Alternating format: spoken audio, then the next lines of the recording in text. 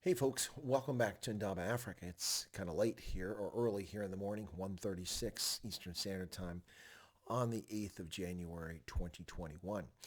And I suppose let's get off of the capital topic and let's stay away from elections here in the U.S. and all that other nonsense for the moment and talk about the impact of the COVID-19 hysteria that's taking place around the world and what governments who have proved completely incapable of dealing with this pandemic and have used it for political purposes to suspend liberties and to extend their powers the world over are doing.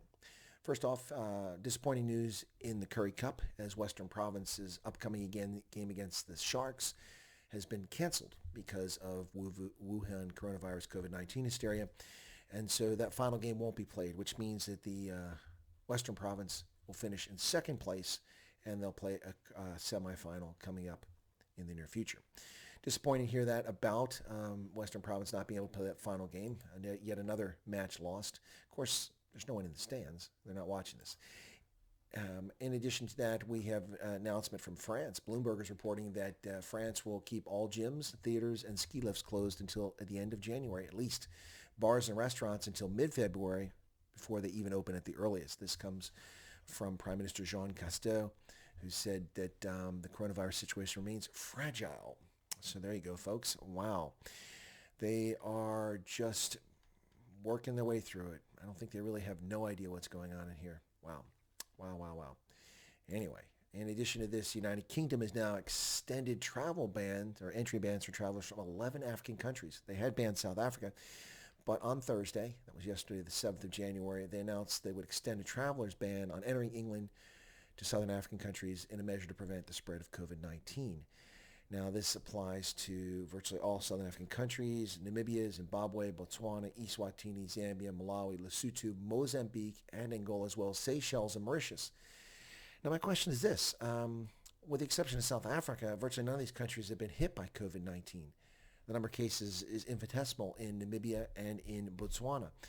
One must presume that the issue here is that because most people in the region actually wind up traveling through Johannesburg and connecting, that must be the reason for applying it. Certainly makes sense for Lesotho, Mozambique, Malawi, Zambia, Eswatini, but it's more of a questionable nature for Namibia and Botswana. So there you go, folks. Just a little more update on the nonsense and the craziness happening.